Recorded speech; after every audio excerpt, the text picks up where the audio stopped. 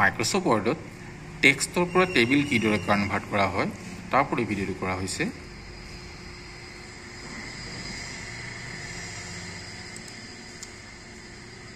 মই এটা Microsoft ৱৰ্ডৰ file এটা ওপেন কৰিছোঁ।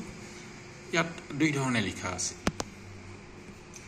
ওপৰৰ এইখিনি যিটো পৰ্চন আছে ইয়াৰ গেপিংটো হৈছে প্ৰতিটো ৱাৰ্ডৰ পিছত এবাৰকৈ টেপ দিয়া হৈছে। নেমৰ পিছত এবাৰ টেপ, এড্ৰেছৰ পিছত এবাৰ টেপ। ঠিক সেইদৰে ৰাজুৰ পিছত এবাৰ টেপ দিয়া হৈছে, ডিব্ৰুগড়ৰ পিছত এবাৰ টেপ দিয়া হৈছে। এই গোটেইখিনি ঠিক শেষৰ যিটো এণ্ট্ৰি আছে তালৈকে ছিংগল টেপ দিয়া হৈছে।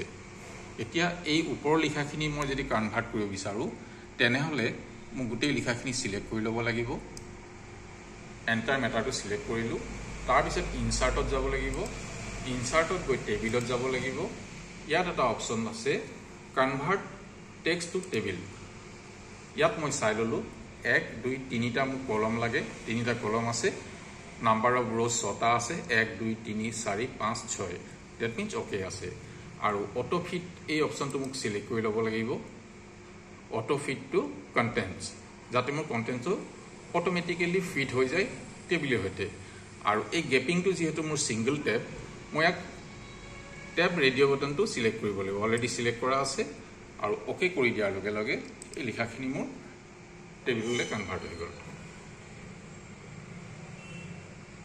ঠিক সেইদৰে তলত যিটো পৰ্চন লিখা আছে তাত নেমৰ পিছত এবাৰকৈ স্পেচ বাৰ দিয়া আছে। নেমৰ পিছত ছিংগল স্পেচ বাৰ, এড্ৰেছৰ পিছত ছিংগল স্পেচ বাৰ, বিকাশৰ পিছত ছিংগল স্পেচ বাৰ, আকৌ যোৰহাটৰ পিছত ছিংগল স্পেচ বাৰ।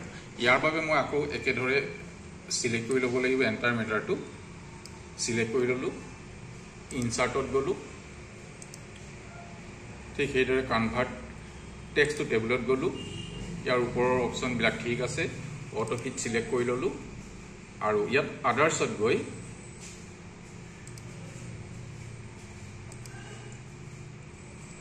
এই বক্সটোত মোক ক্লিক কৰিব লাগিব কৰ্নাৰত আহি, আৰু এবাৰ কীবৰ্ডত স্পেচ বাৰ দিব লাগিব। যিহেতু মোৰ ছিংগল স্পেচ আছে, এবাৰ স্পেচ দিলোঁ, অ'কে কৰি দিলোঁ। মোৰ দুইখন টেবিল ৰেডি হৈ গ'ল।